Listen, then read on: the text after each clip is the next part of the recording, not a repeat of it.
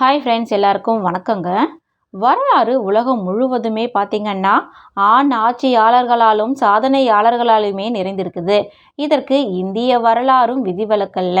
ஆனால் இந்த பாலின அடக்குமுறையை எதிர்த்து வரலாற்றில் இடம் பிடித்த சில பெண்களின் இந்திய வரலாற்றில் உள்ளனர். தங்கள் சாதனைகள் மற்றும் அசைக்க முடியாத தலைமைத்துவத்தின் மூலம் அழிக்க முடியாத அடையாளத்தை விட்டு சென்ற பெண்களால் இந்தியாவின் வரலாற்று கடந்த காலம் அலங்கரிக்கப்பட்டிருக்குது. சமகாலம் மற்றும் 20ஆம் நூற்றாண்டிற்கு பிந்திய ஆளுமைகளை தவிர்த்து தேசத்தை வடிவமைத்து எதிர்கால தலைமுறையினருக்கு உத்வேகம் அளித்துள்ள இந்திய வரலாற்றின் சில அசாதாரண பெண்களை பற்றி இந்த பதிவில் தெரிந்து கொள்ளலாம். ஜான்சி ராணி என்று அழைக்கப்படும் ராணி லக்ஷ்மிபாய் ஆங்கிலேய ஆட்சிக்கு எதிராக 1857 நடந்த இந்திய புரட்சியில முன்னணியில் நின்ற முக்கியமானவர்கள்ல ஒருவர். அவர் 1828 பிறந்து ராஜாவை மணந்த பிறகு ஜான்சியின் ராணி ஆனாங்க.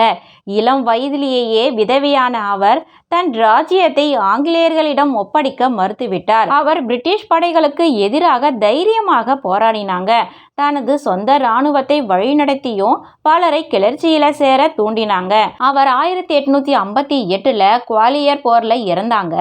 ஆனால் அவரது வீரம் அவரை தேசபக்தியின் அடையாளமாகவே மாற்றியது. ரஷ்யா சுல்தானா 13 இருந்து 16ஆம் நூற்றாண்டு வரை இந்தியாவின் பெரும் பகுதியை ஆண்ட இடைக்கால இஸ்லாமிய ராஜ்யமான டெல்லி சுல்தானகத்தின் முதல் மற்றும் ஒரே பெண் ஆட்சியாளர் ரஷ்யா சுல்தானா ஆவார். அவர் 1205 பிறந்து அவரது தந்தை சுல்தான் இல்துமிஷ் இறந்த பிறகு 1236 அரியணை ஏறினாங்க. நிர்வாகத்தை மேம்படுத்துதல், கல்வியை மேம்படுத்துதல், பெண்களுக்கு சம உரிமை வழங்குதல் போன்ற பல சீர்திருத்தங்களை செயல்படுத்திய திறமையான ஆட்சியாளராக அவர் இருந்தார். பிரபுக்கள் மற்றும் மத குருக்களின் எதிர்ப்பை எதிர்கொண்ட போதிலும் அவர் கல்வி மற்றும் நிர்வாகத்தை மேம்படுத்துதல், முற்போக்கான சீர்திருத்தங்களை செயல்படுத்தினாங்க. அவர் 1240 அவரது போட்டியாளர்கள்ல ஒருவரால கொல்லப்பட்டாங்க. ஆனால் அவரது ஆட்சி டெல்லி சுல்தானகத்தின் பொற்காலமாக நினைவு கூறப்படுகிறது. அடுத்தது அஹில்யா பாய் ஹோல்கர் மராட்டிய மால்வா அரசின் ராணி ஆவார். இது 18ஆம் நூற்றாண்டுல மத்திய இந்தியாவில் தோன்றிய ஒரு சக்தி வாய்ந்த இந்து மாநிலம். அவர் 1725 பிறந்து 1737 மல்வாவின் மன்னர் கந்தேவ்ராவ் ஹோல்கரை மணந்தார். அவர் தனது கணவர் மற்றும் மகன் இறந்த பிறகு 1767 ஆட்சியாளர் ஆனார். மேலும் பார்த்தீங்கன்னா 1795 இறக்கும் வரை 30 ஆண்டுகள் ஆட்சி செஞ்சாங்க. பல கோவில்கள், பள்ளிகள் மற்றும் தொண்டு நிறுவனங்களை ஆதரித்த பக்திமிக்க ஆட்சியாளராக இருந்தாங்க. போர்கள் மற்றும் படையெடுப்புகளின் கொந்தளிப்பான காலங்கள் இருந்த போதிலும் அவர் தனது ராஜ்யத்தில் அமைதியையும் செழுமையையும் பராமரித்தாங்க. இந்திய வரலாற்றின் தலைசிறந்த பெண் ஆட்சியாளர்கள்ல ஒருவராக கருதப்படுறாங்க. அடுத்தது நூர்ஜஹான். நூர்ஜஹான் முகலாய பேரரசின் அரசி ஆவாங்க. அவங்க 1577 பிறந்து 1611 பேரரசர் ஜஹாங்கீரை மணந்தாங்க. அவர் முகலாய அரசவையில மிகவும் சக்தி வாய்ந்த மற்றும் செல்வாக்கு மிக்க பெண்ணாக மாறினாங்க. அவங்க தனது கணவருடன் இணைந்து பேரரசை திறம்பட ஆட்சி செஞ்சாங்க. கலை, கலாச்சாரம், வர்த்தகம் மற்றும் கட்டிடக்கலை ஆகியவற்றில் ஆர்வம் உள்ளவராக திகழ்ந்தாங்க. பல நினைவு சின்னங்கள், தோட்டங்கள் மற்றும் மசூதிகளை நியமிச்சாங்க. அவங்க பேரரசின் அரசியல் மற்றும் இராணுவ விவரங்களில் முக்கிய பங்கு வகித்தாங்க. தாஜ்மஹாலை கட்டிய அவரது வளர்ப்பு மகன் ஷாஜகானின் ஆட்சியிலும் செல்வாக்கு செலுத்தினாங்க. அடுத்தது சாவித்ரிபாய் பூலே, ஒரு சிறந்த சமூக சீர்திருத்தவாதி, கல்வியாளர் மற்றும் கவிஞர். அவங்க 19ஆம் நூற்றாண்டுல பெண்கள், தாழ்த்தப்பட்ட மக்கள் மற்றும் ஒடுக்கப்பட்டவர்களின் உரிமைகளுக்காக போராடினவங்க. அவங்க 1831 பிறந்து 1840 ஒரு சக சீர்திருத்தவாதியான ஜோதிராவ் புலேவை மணந்தார். அவர் இந்தியாவின் முதல் பெண் ஆசிரியர் ஆவாங்க.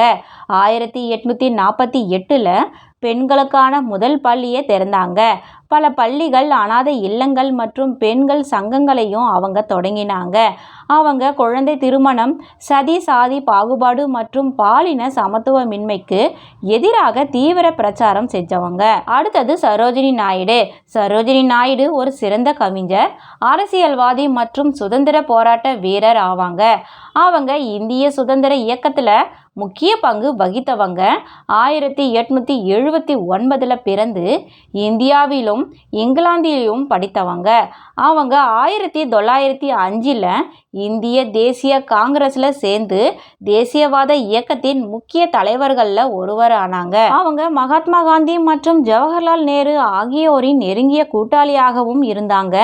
பல சட்ட மறுப்பு பிரச்சாரங்கள் மற்றும் போராட்டங்கள்ல பங்கேற்றாங்க. 1925 காங்கிரசின் தலைவரான முதல் இந்திய பெண்மணியும் 1947 இந்திய மாநிலத்தின் ஆளுநரான முதல் பெண்மணியும் இவர்தான். அடுத்தது மீராபாய். மீராபாய் ஒரு ஆன்மீகவாதி, துறவி மற்றும் கவிஞர் ஆவாங்க. அவங்க கிருஷ்ணரின் சிறந்த பக்தர்கள்ல ஒருவராக மதிக்கப்படுறாங்க. அவங்க 1498 பிறந்து 1516 மேற்கு இந்தியாவில் உள்ள ராஜபுத்திர ராஜ்யமான மேவார் இளவரசரை மணந்தாங்க. அவங்க கிருஷ்ணரிடம் ஆழ்ந்த பக்தி கொண்டவங்க. அவரது பாடல்கள் மற்றும் கவிதைகள் மூலம் தனது அன்பையும் பக்தியையும் வெளிப்படுத்தினாங்க. சாதி அமைப்பு, பர்தா முறை மற்றும் சதி பழக்கம் போன்ற தன் காலத்தின் விதிமுறைகளையும் மரபுகளையும் அவங்க மீறினாங்க. தன்னுடைய மாமியார் மற்றும் சமூகத்தில இருந்து பல துன்பங்களையும் துன்புறுத்தலையும் எதிர்கொண்டாங்க. ஆனால் அவருடைய நம்பிக்கையிலும் பக்தியிலும் உறுதியாக இருந்தாங்க. 1546 கிருஷ்ணரின் உருவத்தில் அதிசயமாக மறைந்து விட்டதாக நம்பப்படுகிறது. ஆனால் அவரது பாடல்கள் மற்றும் கவிதைகள் இன்னும் மில்லியன் கணக்கான மக்களால் இன்றும் பாடப்பட்டு வாசிக்கப்படுகின்றன அப்படின்றது தான் உண்மை. அடுத்து பார்த்தீங்கன்னா ராணி சென்னம்மா. ராணி சென்னம்மா தென்னிந்தியாவில் ஒரு சிறிய சமஸ்தான கிட்டூரின் ராணி. அது மட்டும் இல்லை, பிரிட்டிஷ் காலத்துவத்தை எதிர்த்த ஆரம்பகால இந்திய ஆட்சியாளர்களில் ஒருவராக இருந்தாங்க. 1778 பிறந்த இவங்க 1824 தனது கணவரின் மறைவுக்கு பிறகு கிட்டூரின் அரசியானாங்க. அவர் ஒரு மகனை தன் வாரிசாக தத்தெடுத்தாங்க.